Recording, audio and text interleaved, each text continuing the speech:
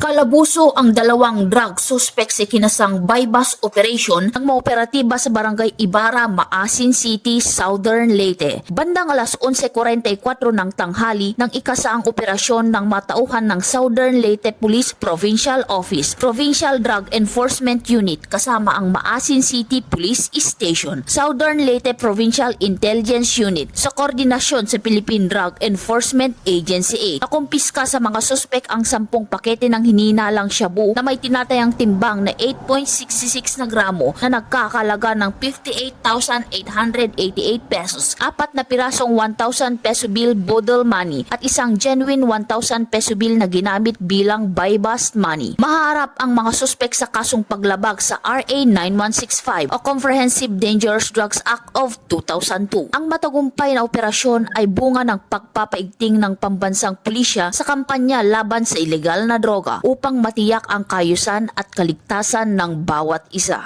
Mula dito sa Eastern Visayas, ako ang inyong PNN correspondent, Patrolwoman Palafox, alagad ng batas, tagataguyod ng Balitang Pulis.